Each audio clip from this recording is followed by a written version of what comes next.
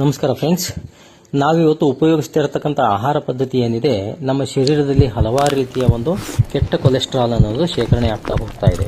ನಾವು ತಿಂತಿರತಕ್ಕಂಥ ಆಯಿಲ್ ಏನಿದೆ ಮತ್ತೆ ಈ ಬೇಕರಿ ಫುಡ್ ಏನಿದೆ, ಇವೆಲ್ಲವೂ ಕೂಡ ನಮ್ಮ ಶರೀರದಲ್ಲಿ ಹಲವಾರು ರೋಗಗಳನ್ನು ತಂದಿಡೋದಕ್ಕೆ ಒಂದು ಮಾರ್ಗವಾಗಿದೆ. ಅದನ್ನೆಲ್ಲದಕ್ಕೂ ಕೂಡ ಒಂದು ಪರಿಣಾಮಕಾರಿಯಾದಂತಹ ಔಷಧ ಏನಪ್ಪ ಮಾಡಬೇಕು ಅದಕ್ಕೆ ಅಂತಂದ್ರೆ, ನೋಡಿ ಇದು ಬೆಳ್ಳುಳ್ಳಿ.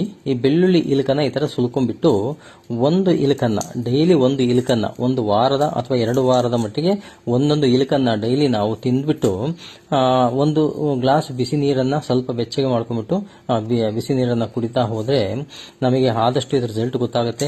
ನಮ್ಮ ಶರೀರದಲ್ಲಿ ಇರತಕ್ಕಂಥ ಕೆಟ್ಟ ಕೊಲೆಸ್ಟ್ರಾಲ್ ಅನ್ನೋದು ಹೊರಟೋಗುತ್ತೆ.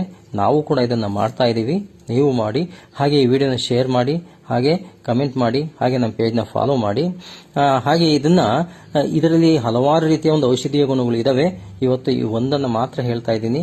ಇನ್ನೂ ಕೂಡ ಹಲವಾರು ರೀತಿಯ ಔಷಧೀಯ ಗುಣಗಳು ಇದರಲ್ಲಿ ಇದಾವೆ. ಎಲ್ಲದಕ್ಕೂ ಕೂಡ BP, ಶುಗರ್ ಆಗಲಿ, ಮಂಡಿ ನೋವಾಗಲಿ ಎಲ್ಲದಕ್ಕೂ ಕೂಡ ಇದೆ.